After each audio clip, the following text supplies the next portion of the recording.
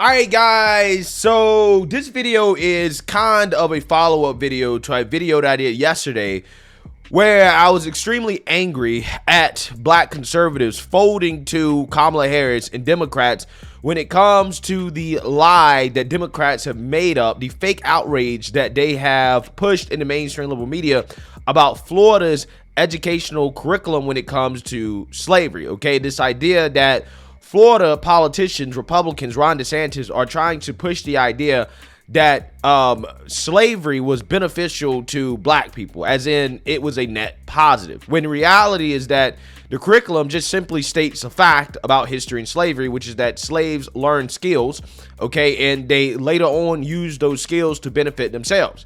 This same exact thing is taught in AP African American history, which is written by progressives and liberals. Democrats support that, and there's zero outrage whatsoever from Democrats, Kamala Harris, and the mainstream liberal media on the AP African American history curriculum that teaches the exact same thing that the Florida curriculum is teaching, right? No outrage at all, which tells you everything you need to know about how fake this controversy is that was created by Democrats. Now, how did Republicans respond? Well, they're infighting. They're now attacking DeSantis for political points, okay? Because some of these guys are running for president, right? And again, they're now attacking DeSantis because they don't want to hurt the feelings of black folks, and they're trying to, get ahead of the political game themselves. Meanwhile, Democrats stand firm on the most extreme of the extreme policies that they have in their party. And this, my friends, is what separates Democrats from Republicans. This is why Republicans are weak, and this is why Democrats are just quite simply better at politics. And don't get it twisted. This is not me praising the Democrats or saying good things about Democrats. This is just me simply pointing out the difference between Democrats and Republicans, why Democrats win and why Republicans lose. It's quite simply just because Democrats always stand together as a unit, right, when it comes to certain issues, and not ever admitting that they're wrong or allowing the other side to control the narrative, okay? And I'm going to highlight this, and I'm going to show you guys exactly what I'm talking about using the congressional hearings on so-called gender-affirming care, aka minors getting access to drugs, hormones, and sex change operations, which Democrats are all standing firm in support of, despite testimony from medical experts, detransitioners, and women who have all negatively been affected by this. Okay, this is an issue that Democrats are going to lose on, okay, that I'm pretty sure most of America agrees with Republicans on this issue. But even despite that, Democrats are standing firm because Democrats understand the concept of, again, never admitting that they're wrong or never allowing the other side to control the narrative, okay? Chloe Cole, who's a detransitioner, put out this tweet right here. She says, "It's weird participating in a congressional hearing and having representatives actively denying that kids get trans surgeries. It's clear they're digging for that out of context sound bite." Exactly. Democrats are playing politics. Okay, let me show you. Chloe Cole, let's listen to her testimony here, her detransition testimony, in which she clearly articulates her transition history journey that was pushed on her by medical experts who, claim that this stuff is 100% safe. Okay, we should definitely be pushing this stuff on children, right? So let's actually listen to a couple testimonies here, and then I'm gonna show you guys how Democrats respond to this stuff. And I'm telling you, it's really gonna show you the difference between how Democrats operate and how Republicans operate. So let's get into it. I speak to you today as a victim of one of the biggest medical scandals in the history of the United States of America. I speak to you in the hope that you will have the courage to bring the scandal to an end and ensure that other vulnerable teenagers, children, and young adults don't go through what I went through. At the age of 12, I began to experience what my medical team would later diagnose as gender dysphoria. I was well into an early puberty, and I was very uncomfortable with the changes that were happening to my body. I was intimidated by male attention.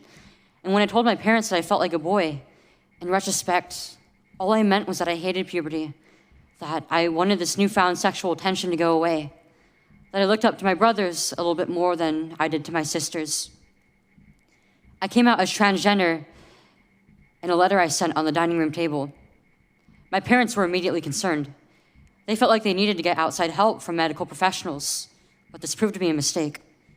It immediately set our entire family down a path of ideologically motivated deceit and coercion. The gender specialist I was taken to see told my parents that I needed to be put on puberty-blocking drugs right away. They asked my parents a simple question: would you rather have a dead daughter or a living transgender son? The choice was enough for my parents to let their guard down, and in retrospect, I can't blame them. This was the moment that we all became victims of so-called gender-affirming care. I was fast-tracked onto puberty blockers and then testosterone. The resulting menopausal-like hot flashes made focusing on school impossible. I still get joint pains and weird pops in my back, but they were far worse when I was on the blockers. A month later, when I was 13, I had my first testosterone injection. It's caused permanent changes to my body. My voice will forever be deeper, my jawline sharper, my nose longer, my bone structure permanently masculinized, my Adam's apple more prominent, my fertility unknown. I look in the mirror sometimes and I feel like a monster. Yeah, so again, how can any reasonable human being, okay, with any ounce of morality listen to that and think, oh, yeah, we should allow kids to go through this stuff. Oh, yeah, we should just, be totally in supportive of children doing this, okay? She did this, okay, even with the help of medical professionals, right? Turns out the medical professionals led this child down the wrong path. Now this child regrets transitioning, making these permanent changes to her body in which, again, she has a deeper voice, no breast. We don't know if she can have children. Again, based off a decision that she was not capable of making at 13 years old that medical professionals pushed on her. Okay? Democrats, listen to this, right? This is what they heard. Okay? This is what they listened to. What they also listened to was a swimmer who was teammates with Leah Thomas, and listen to her talk about her experience being in the same locker room with Leah Thomas. Listen to this. Thomas later became an NCAA champion in the 500-yard freestyle, the first NCAA champion in our women's team history program. While many of you already know this, what you do not know is the experiences of the women on the University of Pennsylvania swim team. My teammates and I were forced to undress in the presence of Leah, a 6'4" tall biological male, fully intact with male genitalia, 18 times per week. Some girls opted to change in bathroom stalls, and others used the family bathroom to avoid this. When we tried to voice our concerns to the athletic department, we were told that Leah's swimming and being in our locker room was a non-negotiable, and we were offered psychological services to attempt to re-educate us to become comfortable with the idea of undressing in front of a male. To sum up the university's response, we, the women, were the problem, not the victims. We were expected to conform, to move over, and shut up. Our feelings didn't matter. The university was gaslighting and fear-mongering women to validate the feelings and identity of a male. As an attempt to voice my concern about the situation we were forced into, revealing the unjust and unfair treatment, I wrote an op-ed for the Daily Pennsylvanian, the student-run newspaper. I approached this from a scientific, statistical perspective where I use my engineering background to discuss how Y chromosomes cannot be changed by any surgical procedure or systemic therapy. This biological fact lends itself to athletic advantages that cannot be mitigated by lowering testosterone levels, which are readily apparent in sports competitions and locker rooms. Yeah, so you guys, you get the argument being made here, right? This woman is actively complaining about what we would used to define as indecent exposure. Okay, when you have women being exposed to biological men in their genitalia, right? We used to think that that was a bad thing, okay, in society, right? But again, Democrats, okay, they sat and they listened to that, right? They listened to both of those testimonies plus more, only can show so much of it. And this is what their response is. This is what their response to some of the most extreme things that are being pushed by the far left. This is their response. I want you guys to listen to this because this tells you everything you need to know. Let's be clear. Congress has no business interfering in parents' freedom to make decisions about appropriate medical care for their children. The idea that politicians are more qualified to judge the medical value or necessity of gender-affirming care than every major medical organization is absurd. Holding a hearing to substitute far-right ideologies for parental judgment exposes the rank hypocrisy of the party claiming to value individual freedom and small government. And so here we are before the Subcommittee on the Constitution and Limited Government. Make no mistake, today's hearing is not about protecting children or parents' rights. It's a cynical and frankly dangerous political attack on transgender children and their families, driven not by science or facts, but by polling and political strategists determined to mobilize conservative voters through fear. So let's start by setting the record straight. Gender-affirming care is safe and effective. Again, so you get what I'm saying, right? You get what I'm saying. Listen to what these people say. She's basically saying we shouldn't even be having this hearing.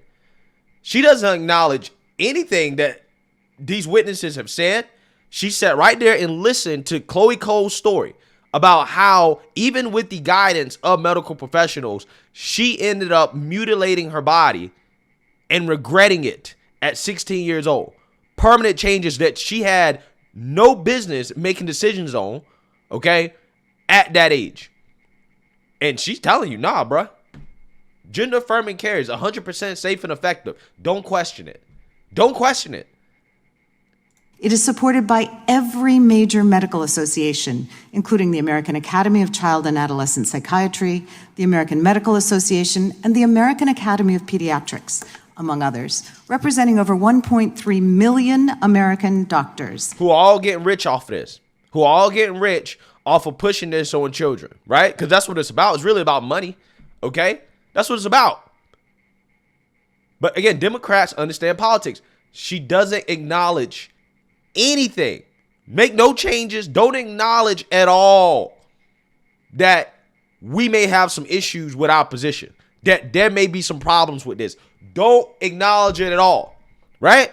And they're wrong on this. They're wrong. They're just wrong, right? But they're standing on their square. Let's listen to Jerry Nadler. Let's listen to his response.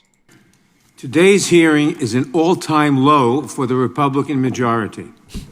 In my 3 decades in Congress, I have taken part in plenty of hearings where I did not agree with the choice of topic, to say the least. But I am absolutely disgusted by the Republican majority's bullying, bigoted framing of an issue that would otherwise be worthy of serious discussion. What we are witnessing today is nothing less than a taxpayer-funded platform for congressional Republicans to bully transgender kids who are already some of the most vulnerable members of our community.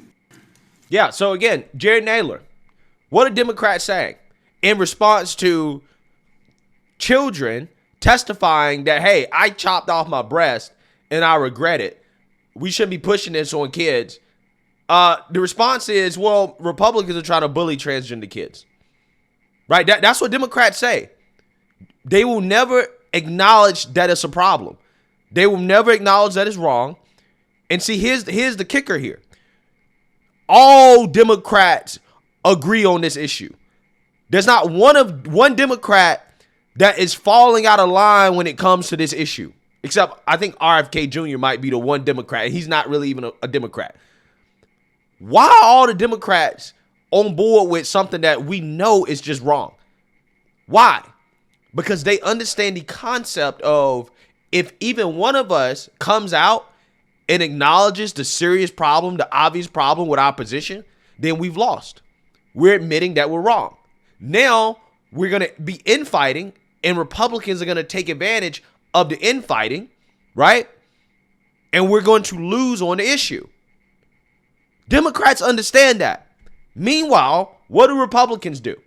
We got Tim Scott here, okay, who's responding to a reporter asking about the made-up lie from Democrats that black people benefited from slavery. Listen to his response.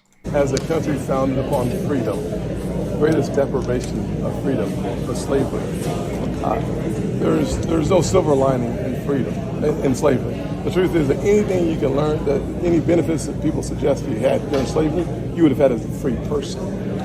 What slavery was really about separating families, about mutilating humans, and even raping their wives.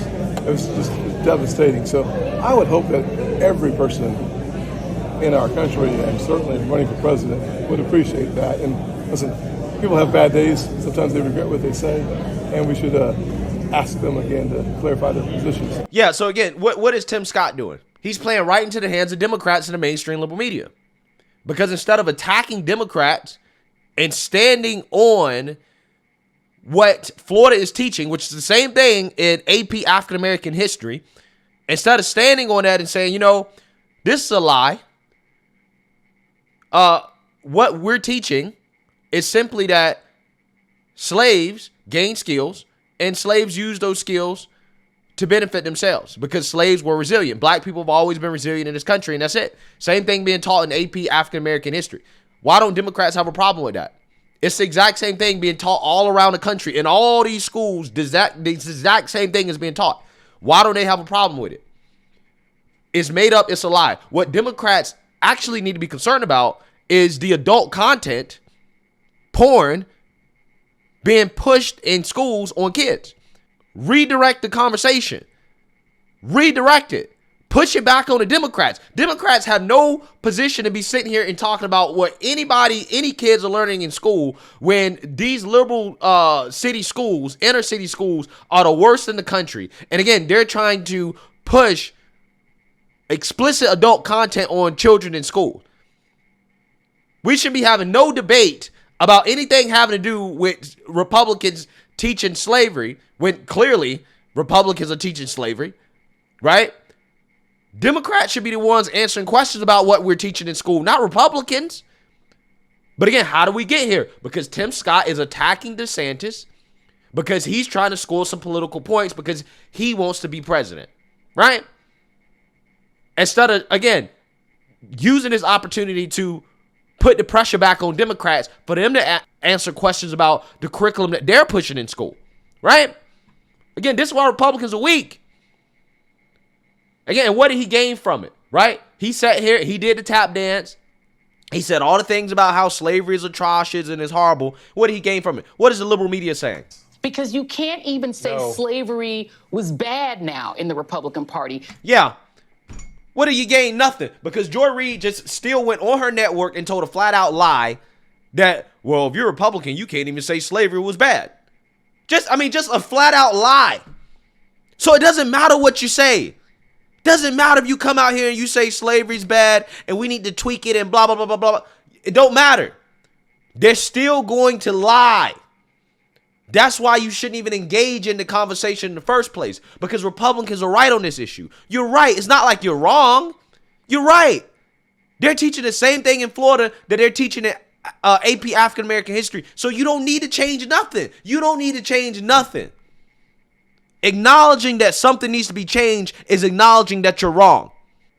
It is essentially admitting that the liberal media is right. Kamala's right. Democrats are right. What do Democrats do in the face of detransitioners? Women who are telling you, I've been traumatized by penises in locker rooms. Women telling you that, hey, I cut off my breast because I was hoodwinked by medical doctors and I regret it. What do Democrats do in the face of that? Well, the GOP, they're out here trying to bully trans kids. They never, ever, ever acknowledge that, hey, this might be an issue. Never. Not one of them. Not one Democrat does it. Why? It's because they understand that if they move as a unit, even on an issue that, again, they're just objectively wrong on, an issue that is probably something that they're going to lose when it comes to public opinion, they know that they gain nothing from infighting about it, and that only benefits the GOP. Infighting validates the GOP, right? It validates the GOP and their criticisms. And this is important because politics is not about winning over educated and informed people.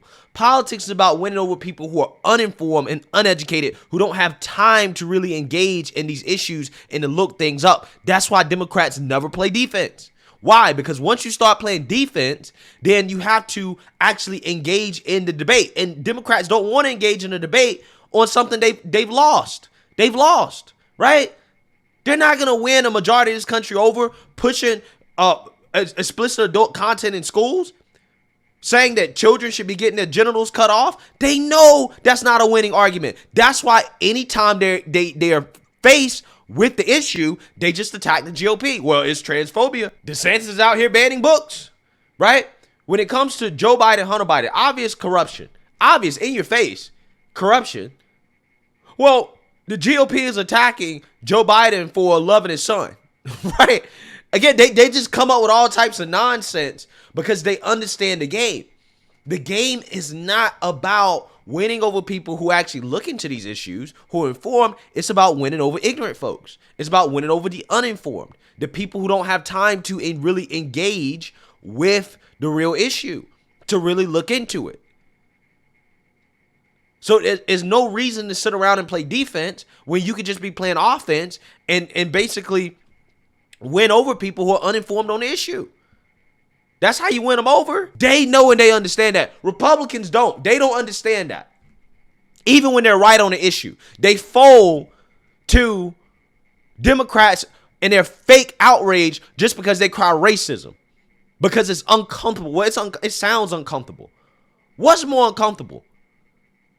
Teaching facts about slavery that black people learn skills and then they use those skills to benefit themselves, or supporting children having their genitalia cut off, cutting off their breasts, pumping drugs into their body, and then later on regretting in life, knowing that that's what could possibly happen. What do you think is a more uncomfortable position to defend? Democrats are defending the most uncomfortable position possible that you can take. And they're doing it as a unit. Not one of them is breaking rank and saying, nah, this is a problem. We can't defend this. Not one of them. But Republicans fall apart over Democrats crying racism over a fact about slavery. Again, this is the difference between Republicans and Democrats. Democrats are just better at politics. Democrats are stronger. Republicans are weak. They cave. They cave to accusations from Democrats when they have to defend things that are a little uncomfortable. Even when those things are factually correct. Even when they are right on the issue, they fold.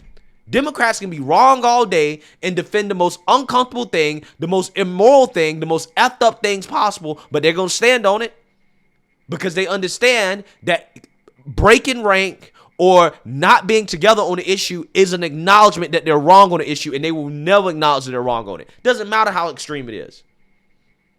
And this is why Democrats win. This is why they win.